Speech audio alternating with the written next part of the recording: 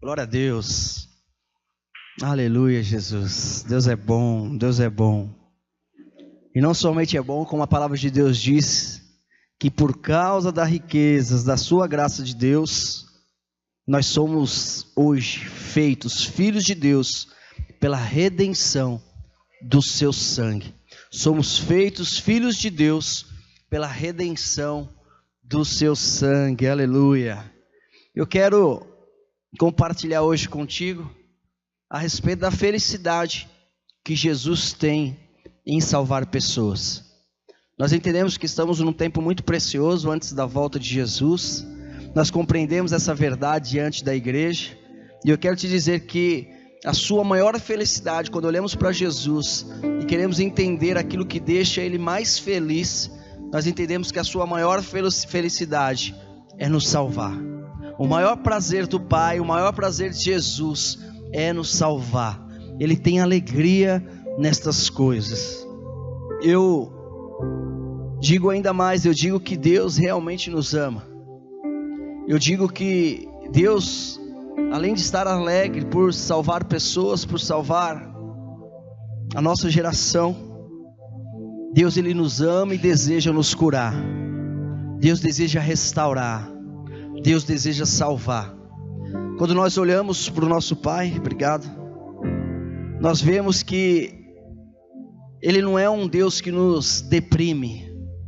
Ele não é um Deus que nos reprime ou nos coloca para baixo. Mas nós vemos que Ele é um Deus amoroso, um Deus que deseja expressar o seu amor, um Deus que deseja expressar a sua empatia, é um Deus que deseja expressar o seu carinho, a sua dedicação, a sua expressão de satisfação por nós.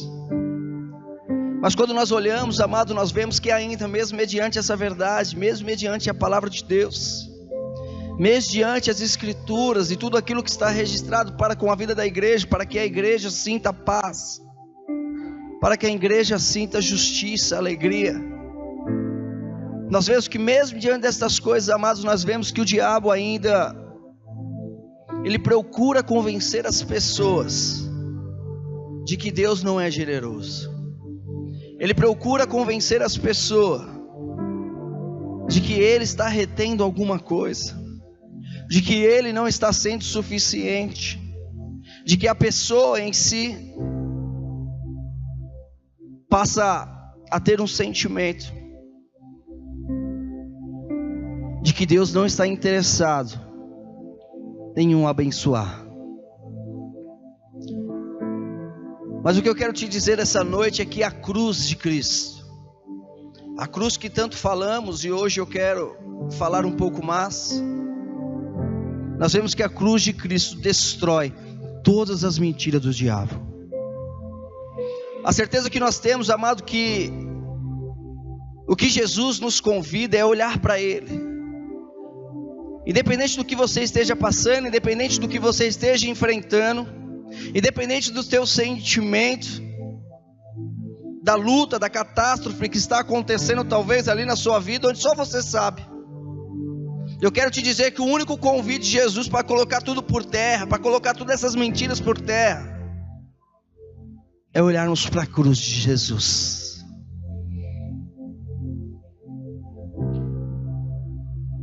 Nós temos falado, Deus nos amou de tal maneira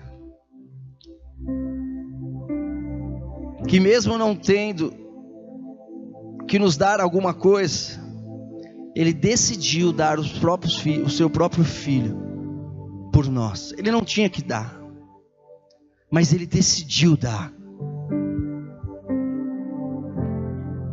E eu quero falar a respeito de justificação, porque se Deus não tinha que dar, mas Deus deu o seu único filho por nós, é por isso que nós olhamos hoje para Deus e vemos que Ele é justo em nos justificar. Por que Deus é justo em nos justificar? É porque Ele decidiu dar, é porque Ele decidiu entregar algo precioso por nós. Mas a pergunta que muitas vezes ouvimos é: mas como pode o homem ser justo diante de Deus? Como eu que estou falhando, eu que estou errando, eu que estou tropeçando, como eu posso ser justo diante de Deus?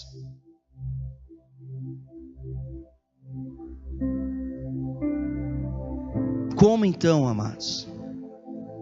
Como pode o homem ser justo diante de Deus com seus padrões perfeitos? Como o homem pode ser perfeito diante de Deus, diante de um Deus santo, 3 vezes santo?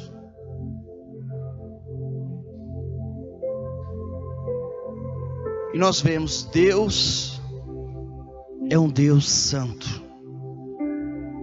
As Escrituras, elas declaram que Ele é justo em todos os seus caminhos. Se Deus negasse a sua santidade, todo o universo desintegraria.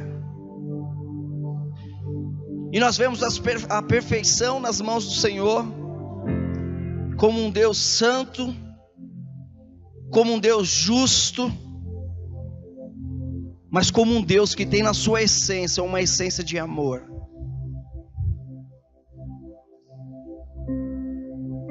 Às vezes as pessoas pensam em desistir, e quando pensam, é porque esquecem da essência de amor. Quando olhamos para a cruz, e esse é o meu convite para nós hoje, vemos que o nosso Deus se entrega e se sacrifica. Ele se dá por amor. E Deus nos ama por causa dele mesmo. E é isso que eu quero que você entenda.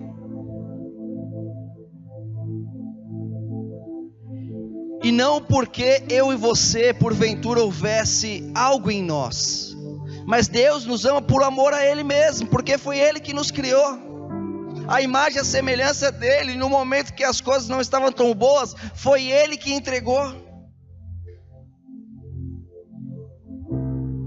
Eu quero ressaltar a justiça aqui, porque na justiça de Deus, Deus encontrou um meio de expressar o amor dEle por você. Sendo Ele justo, Ele teve de punir os pecados. Então Ele enviou o seu Filho para ser punido em nosso lugar. Quando Cristo morreu pelos meus pecados, quando Cristo morreu pelos seus pecados, nós vemos que a justiça e a santidade de Deus foram satisfeitas nele.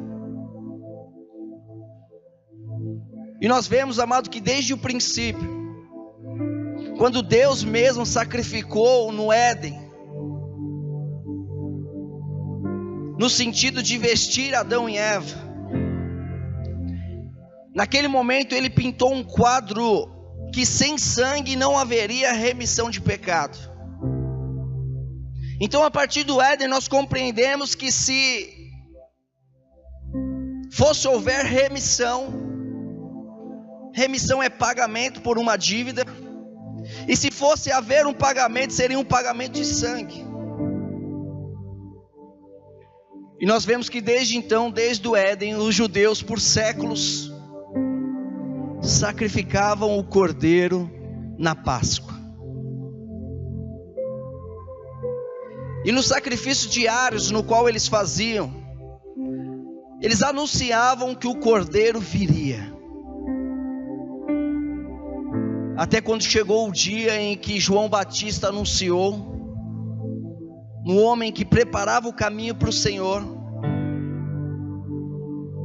ele olhou e declarou: eis o Cordeiro de Deus, que tira o pecado do mundo. João enxergou aquilo que desde o Éden havia se repetido por inúmeras vezes, declarando que ele viria. Mas por que Deus fez isso? Por que Deus enviou o Cordeiro? Por que Deus enviou o seu próprio Filho? Deus não pôde achar homem algum que pudesse fazer tal redenção. Por Porque em todo homem, amado, e esse é um grande erro muitas vezes, porque nós achamos que aquele erra mais, esse erra menos, mas a verdade é que em todo homem há pecado.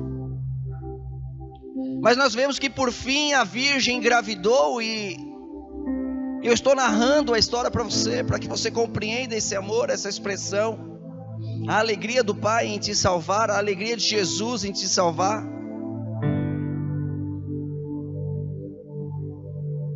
Nós vemos que ao Maria engravidar, a semente, ela é colocada na mulher, uma semente que provém do Espírito.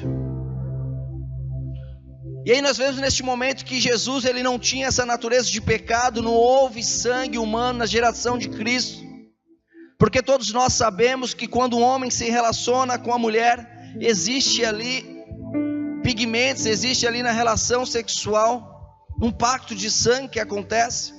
Mas com Jesus foi diferente, porque não houve, nem Maria nem José tiveram qualquer participação na natureza de Cristo. E sabe por quê? Porque Jesus nasceu por um propósito, e Jesus nasceu para ser o Cordeiro perfeito. Ele nasceu com o propósito de ser o sacrifício pelos nossos pecados. E quando eu te chamo, amado, na cruz, para olharmos junto para a cruz, eu acredito que aí está a força da igreja, que aí está a satisfação da igreja, que aí está o júbilo dos irmãos. É quando nós nos convidamos junto a olhar para a cruz de Jesus. Nós vemos uma justiça satisfeita, mas de tal maneira que Deus não pode ali rejeitar hoje o pecador. E se ele rejeitasse o pecador hoje, ele estaria dizendo que o sacrifício de Cristo foi inútil, mas não foi. Não importa o que os seus olhos veem, não importa o que os seus ouvidos ouçam, não importa os pensamentos que impulsionam em sua mente, o sacrifício trouxe satisfação para o Pai em relação a você, em relação ao ministério que o Senhor tem confiado a você, em relação à família que o Senhor tem confiado a você.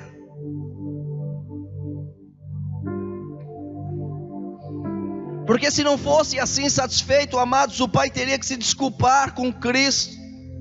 Mas Deus nunca poderia pedir desculpa pela simples razão de que Ele nunca comete erros. Então Jesus não foi um erro. O fato de você estar aqui na presença de Deus não é um erro.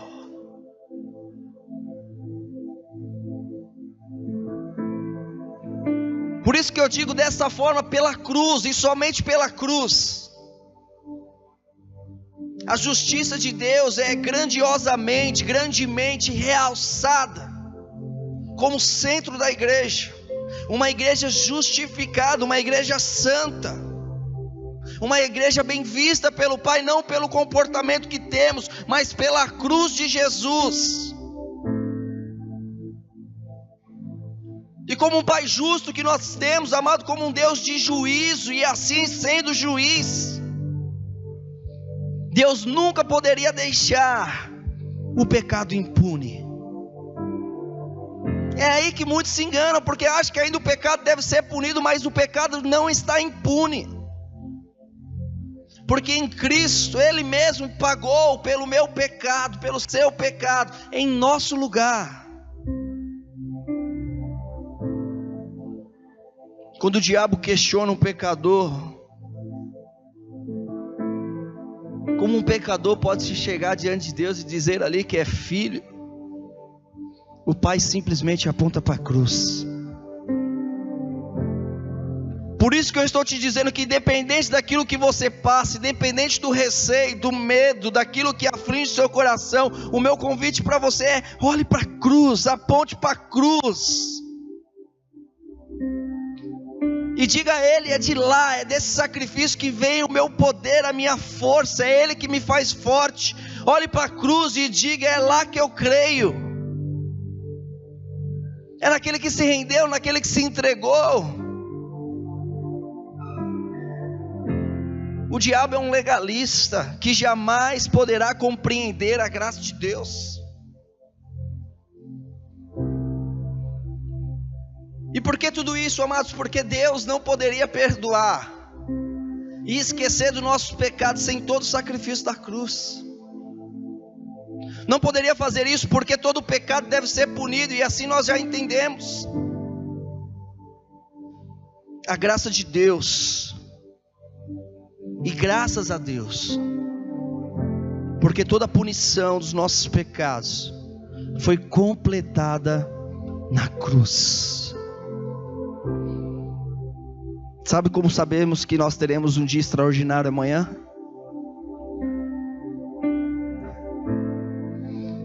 Porque pela graça de Deus, toda desgraça, tudo que era para acontecer em nossas vidas é lançado fora,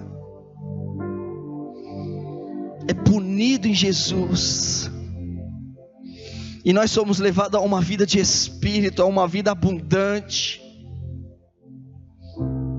porque não existe outro lugar, é na cruz. Deus nos fez justo na cruz, e se Ele não nos tratar como justo quando vamos a Ele hoje,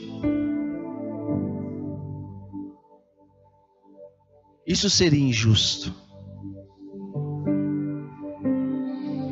Se Ele fizesse isso comigo ou com você hoje, que estamos em Cristo Jesus, que acreditamos em Jesus, estaria dizendo que o sacrifício de Jesus foi inválido, mas eu quero te dizer, não foi. Não foi. Às vezes as pessoas tentam invalidar o sacrifício de Jesus, mas o sacrifício de Jesus não foi inválido. Por isso, amados, é tão sério, e nós ensinamos isso constantemente já por alguns anos, é tão sério tentar justificar diante de Deus sem a cruz. Por isso é tão sério nós tentarmos a nossa caminhada, amados, mas numa caminhada onde nós esquecemos da cruz de Jesus. Porque o que deixa a igreja forte hoje, amados, é a cruz. É o amor do Pai por nós, não existe outro. Mas quando esquecemos a cruz, esquecemos quem somos nele. Esquecemos o quão especiais e amados somos para o Pai. E quando nós confiamos em algum tipo de justiça própria, nós desprezamos o Calvário, e assim saímos debaixo do favor de Deus. E este não é o lugar para os filhos. Fora debaixo do favor de Deus não é o lugar da igreja. E a compreensão que nós temos hoje é que Deus não nos declara justo por misericórdia. Deus não nos declara justos por compaixão. Jesus teve compaixão de muitos enfermos. Jesus teve compaixão ali de muitos pecadores. Jesus teve compaixão de inúmeras situações, amado, mas Deus não nos declara justo, ou seja, por misericórdia ou por compaixão. Mas Deus nos declara justo por causa da sua justiça. Qual é a justiça? Jesus na cruz. Mas a cruz, amada, ela não mostra somente a justiça de Deus, mostra também o seu amor, o amor do Pai por nós, pois Ele entregou o seu próprio Filho por nós. Então o que significa a cruz para nós? O que significa a cruz para a igreja? É na cruz aonde a justiça e o amor se encontram. O amor não negou a justiça, e a justiça foi a prova do amor. Deu para entender isso? Na onde houve um encontro na cruz, o amor e a justiça se encontraram, mas o amor, ele não negou a justiça, e a justiça foi a prova de amor. Hoje, Deus é justo em nos declarar justos. Aleluia. E por outro lado, a cruz mostra também o quão terrível é o pecado. Jesus sofreu. Foi necessário a vinda do Filho de Deus para pagar a pena. E aí nós chegamos num ponto da mensagem que para mim é um ponto muito especial, porque o que eu quero te dizer é que nós temos um Salvador feliz. Eu quero te dizer que existe felicidade em salvar, existe uma plena satisfação em salvar, essa felicidade está nele. E por que é um ponto muito interessante para mim? Porque talvez tenham te ensinado ao contrário disso. Não me ensinaram, João. Então vamos ver. Porque talvez o sentimento que você tem não é que ele teve felicidade de se salvar, mas ele quis pular fora. E talvez por pensar assim, às vezes você pensa em pular fora também. Se Jesus, que era o próprio Filho de Deus, pensou em pular fora, eu dei uma paradinha aqui, não tem problema. E eu deixar de olhar um pouquinho para a cruz, não tem problema. Mas eu quero te dizer algo: Jesus não foi contrariado para a cruz. O que é contrariado? Ele não foi dizendo, eu não quero ir não, mas eu vou. Não foi isso. Jesus inúmeras vezes ele veio e declarou: esse é o meu propósito. Jesus foi para a virgem, foi ali uma semente do Espírito, mas com um propósito. Eu quero ler contigo em João, capítulo 12, versículo 27. O Senhor diz que a sua alma está angustiada, mas em momento algum, amados, em momento algum, Ele pede ao Pai que o livre da cruz. Coloca para nós, por favor, João 12, 27.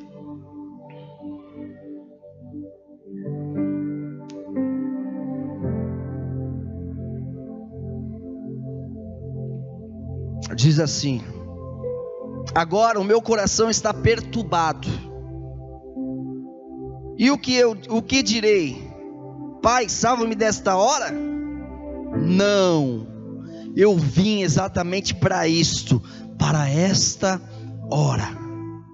Amém? Muitos, amados, dizem que ele estava contrariado. E talvez quando você olha para Jesus, em certa ocasião você recebe a cruz, você recebe a expressão de amor, você recebe todas as coisas, mas quando você pensa em Jesus indo para a cruz, você pensa que ele está indo contrariado, você pensa que ele está indo, mas ele não queria estar indo. Mas olha o que diz aqui em João, diz: agora a minha alma está perturbada. E que direi eu? Pai, salva-me desta hora? Mas para isto vim a esta hora. Então, na verdade, ele diz que foi precisamente para isso que ele veio. E eu quero ressaltar isso, amado, porque existe grandeza nisso. Eu quero ler contigo em Mateus 26, 39. Mateus 26, 39 diz assim: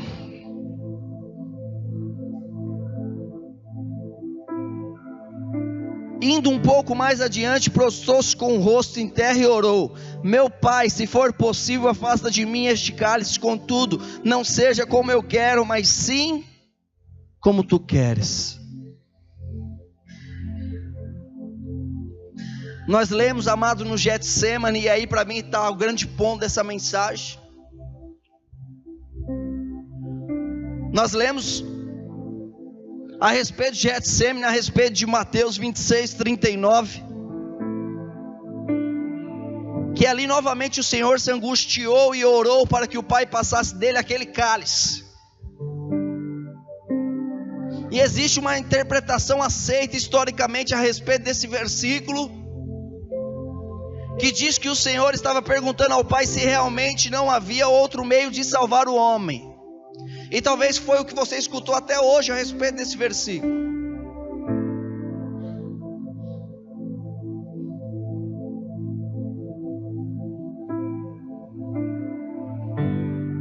Mas muitos pensam que o Senhor, amado, através desse versículo, não queria nos salvar, e estava pedindo para não ir para a cruz. Alguém já escutou isso? Que Jesus não queria te salvar e ele estava pedindo para não ir para a cruz.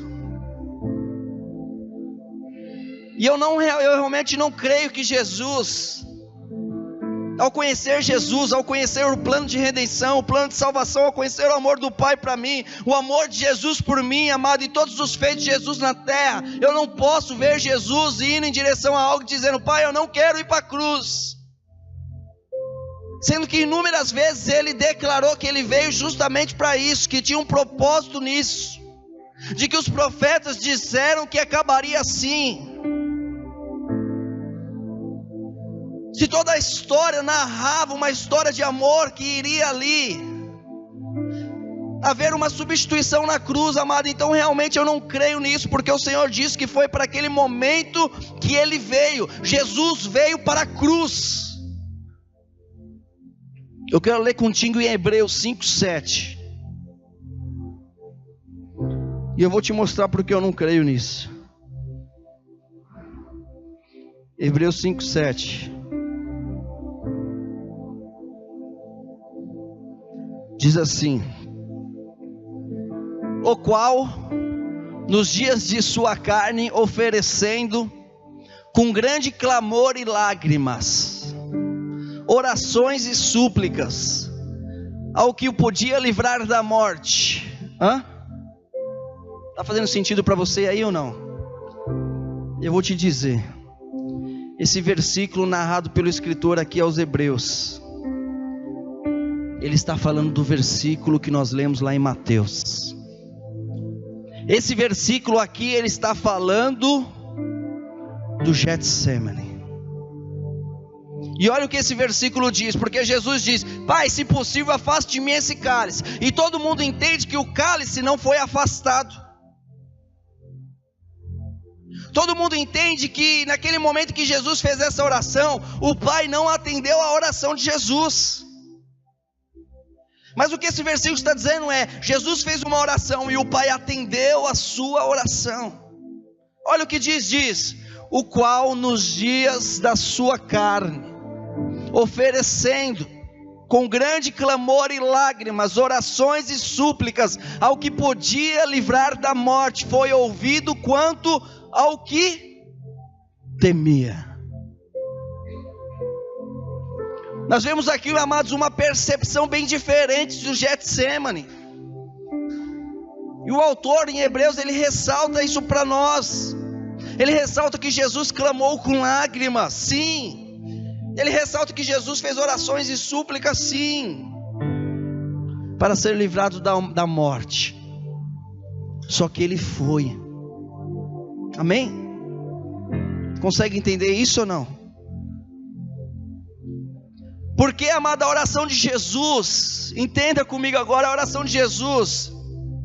Este clamor de Jesus não era para ser livrado da morte da cruz, pois nesse caso ele não teria sido ouvido.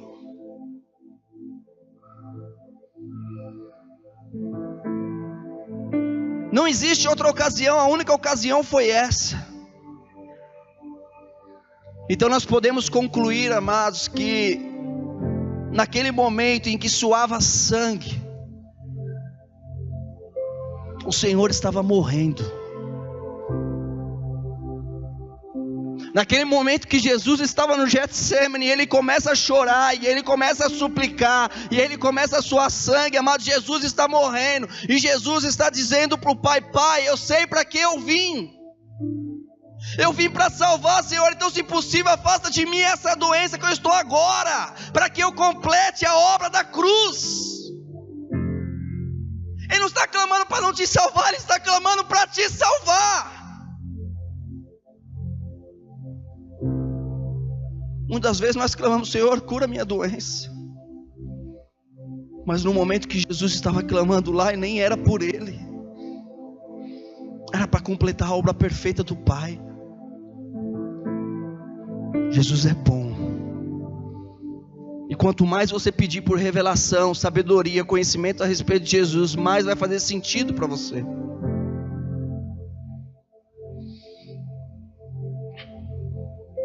Nesse caso, faz sentido concluir que ele foi livrado daquela morte no Getsêmani, para que ele pudesse cumprir a sua missão morrendo por nós na cruz. E quando nós olhamos para essa cena, amado, eu convido a te olhar para um quadro maravilhoso do nosso Salvador. Ele não estava pedindo para ser poupado da cruz. Ele estava, na verdade, pedindo o contrário. Ele não queria morrer ao chegar ao Calvário, ele queria completar a obra no Calvário. Conforme estava escrito ao seu respeito, era lá que ele queria morrer.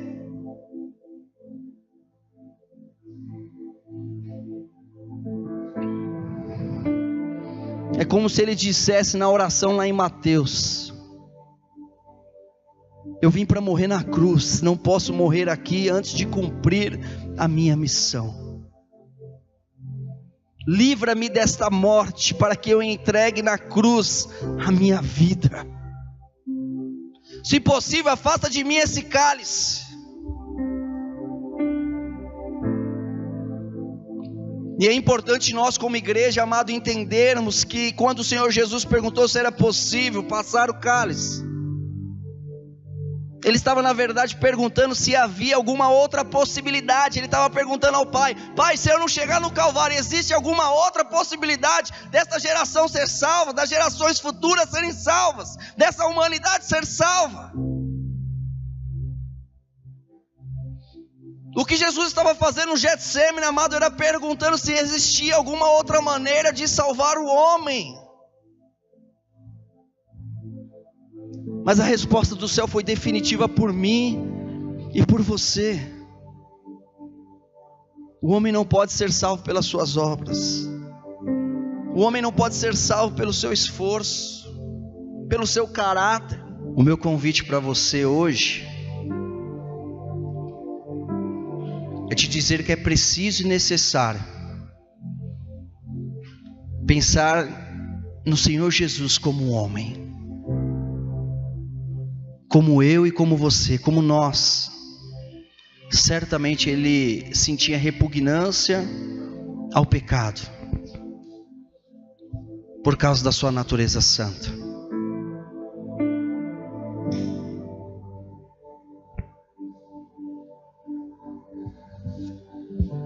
E nós vemos, amado, que nesse caso,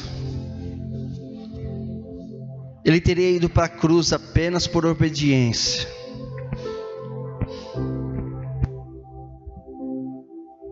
Se Jesus tivesse feito aquela oração no Getsêmani e pedido realmente para o Pai, por causa do pecado, por causa de tudo que ele estava sentindo, afastar dele a cruz, nós entenderíamos, amado, que Jesus foi para a cruz somente por obediência. E isso é ótimo, ele obedeceu até o fim. Mas é maravilhoso também, amados, perceber que ele foi para a cruz porque ele tinha mesmo um amor por nós. E o amor que ele tinha por nós, amado, é o mesmo amor que o Pai tem por nós. Por isso que eu acredito nessa lente, amado, porque eu acredito num Jesus que nos ama. Eu acredito literalmente num Jesus que deu a sua vida por nós. E quando eu vejo Jesus como homem, não é um Jesus que se distancia das pessoas, não é Jesus que pensa em si mesmo, que pensa somente nele, não é isso. Mas é um homem que caminha diante dos viventes, abrindo mão de todo o seu sentimento, de todo o seu pensamento, de todo o seu ego, e trazendo as pessoas para o centro da sua vida, como importância na sua vida. Por isso eu quero te destacar aqui que salvos nós fomos, mas não salvos de qualquer maneira. Nós fomos salvos de uma maneira graciosa. Graciosa. Porque o Senhor não é apenas um Salvador, mas Ele é um Salvador que nos salva com amor. Amém? Jesus não é apenas um Salvador, mas Ele é um Salvador que nos salva com amor. E o contrário disso não faria sentido para nós. Não faria sentido para a igreja, uma igreja que expressa o amor de Cristo. Mas que amor de Cristo é esse que disse: não, não vai? Como nós expressaríamos esse amor diante dessa geração, diante de uma mensagem de um Cristo dizendo: afaste de mim o cálice, eu não quero essa cruz. Por isso que o autor em Hebreus, ele ressalta aquilo que lá está e nós lemos juntos.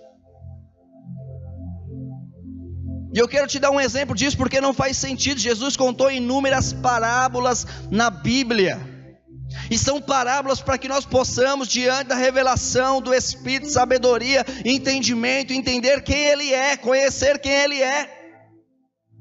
Mas eu poderia facilmente aqui te contar uma parábola e talvez ela fizesse sentido para você ou não.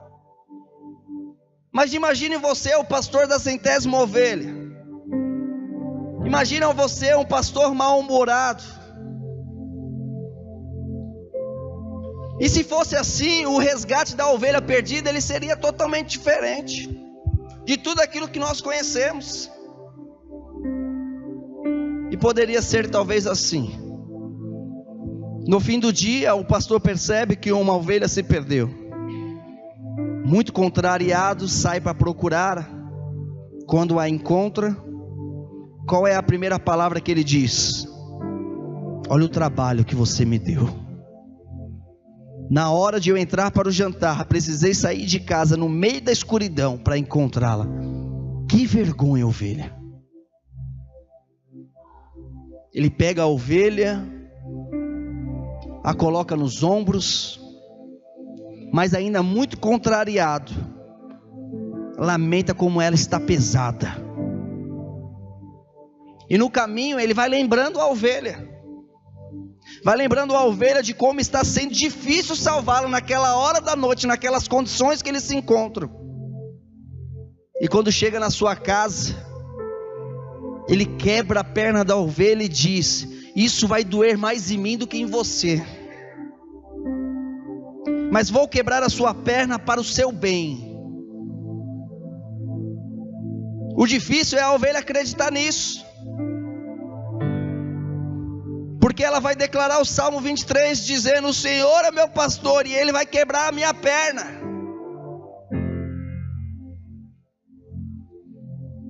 É esse Jesus que nós temos, mas às vezes é esse Jesus que é nos apresentado, e nós dizemos amém. Um Jesus que tentou correr da cruz. Mas se existe uma verdade no Evangelho, a verdade é que nós temos um pastor, e o Senhor é meu pastor, e nada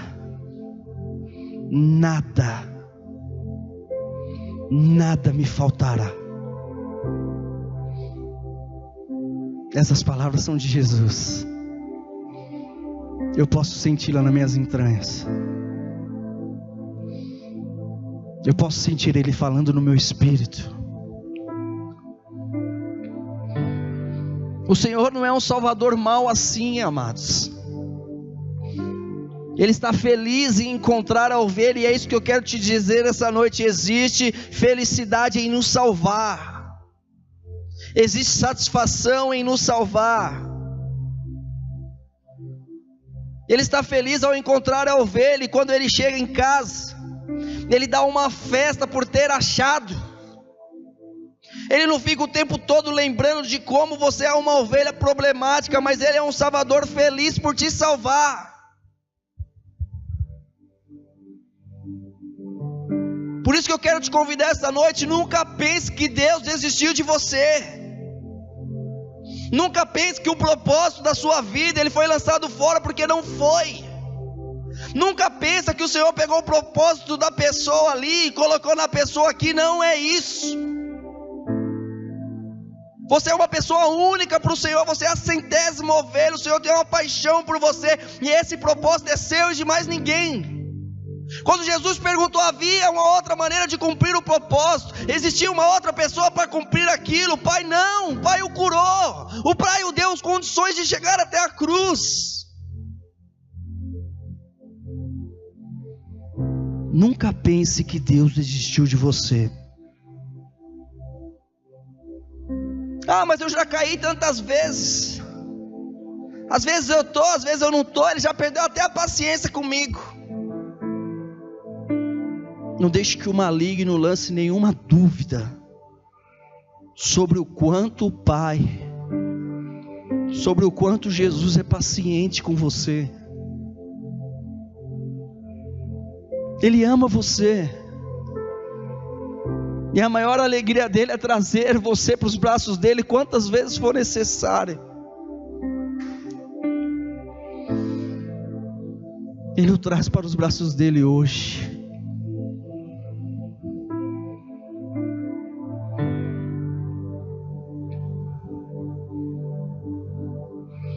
E eu quero te dizer, amados, que nós lemos lá em Gênesis, Deus declarando a respeito da criação do universo.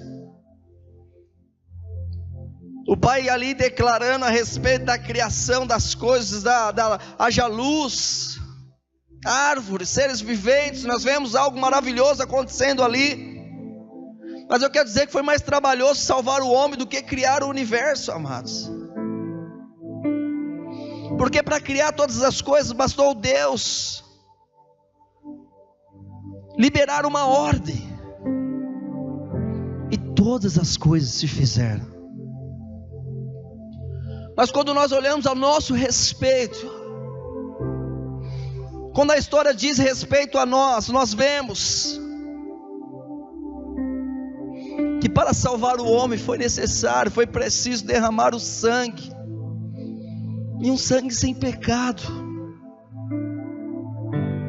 Para criar o universo bastou ele dizer, haja luz, e tudo veio existir. Mas para realizar a redenção, foram necessárias as riquezas de sua graça.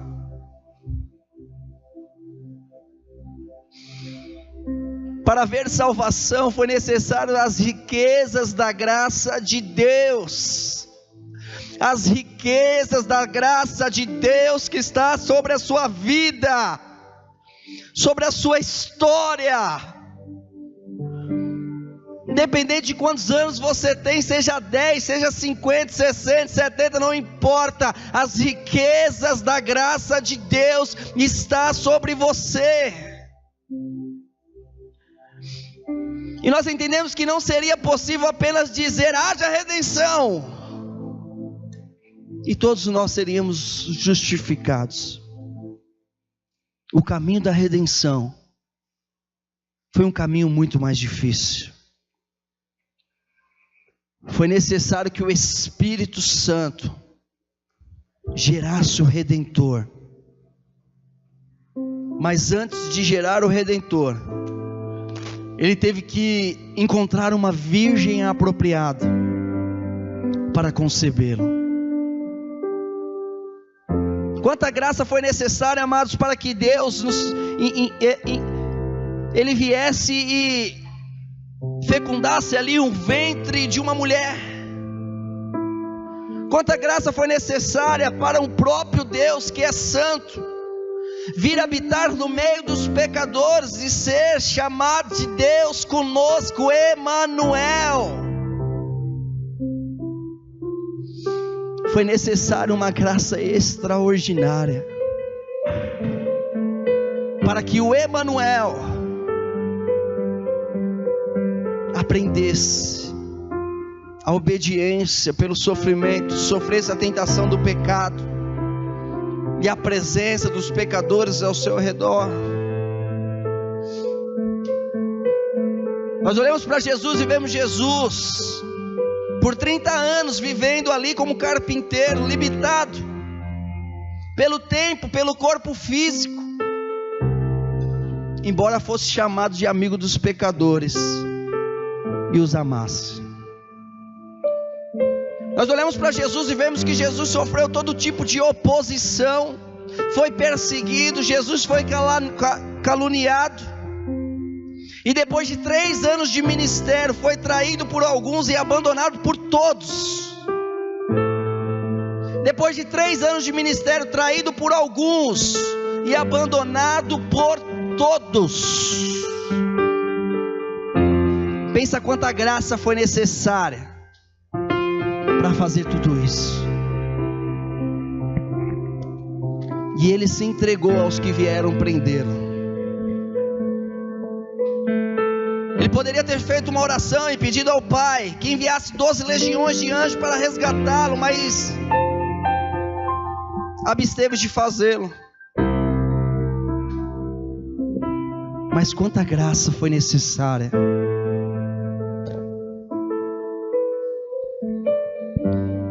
para que esse Deus ir para a cruz, sofrer tanta humilhação e vergonha, para que esse Deus sofresse tanta humilhação e vergonha. Quanta graça precisou ao ouvir o povo dizendo que escolhia Barrabás. Quanta graça foi necessária. Depois de preso, foi julgado diante do sumo sacerdote, julgado diante de Pilatos, de Herodes. Que grande graça foi necessária para tudo isso.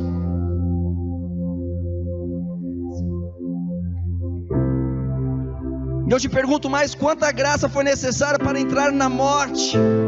Quanta graça foi necessária para ser condenado no meu lugar? Quanta graça foi necessária para ser condenado no teu lugar?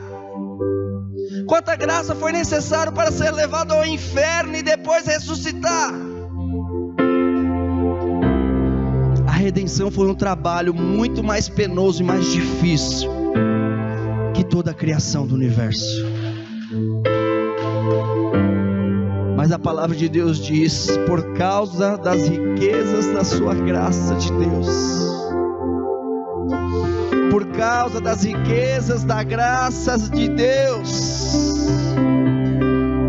nós somos hoje feitos filhos de Deus pela redenção do seu sangue. Obrigado, Jesus. Obrigado, Pai, por esse amor. Por causa das riquezas da graça de Deus, nós somos hoje feitos filhos de Deus pela redenção do seu sangue.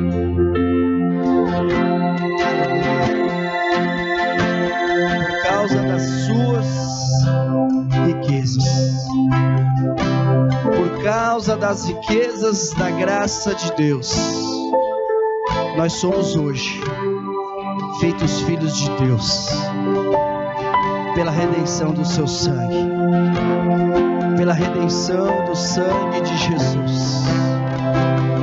Nós queremos te agradecer, Jesus. Nós queremos dizer obrigado, Jesus. Obrigado pela obra da cruz, a cruz que nos traz paz, alegria, justiça.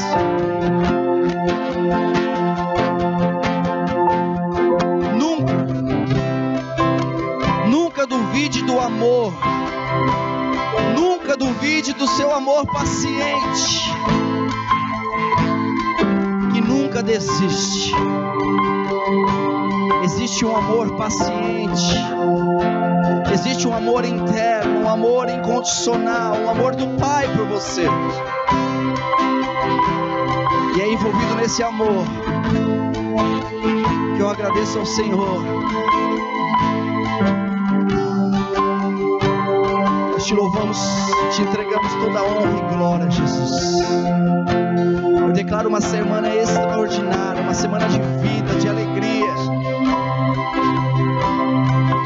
uma semana na tua presença, Senhor, fluindo e prosperando diante daquele que reina, que vive e governa. Continue abençoando a sua igreja, Senhor. Continue abençoando e amando os teus filhos. Em nome de Jesus.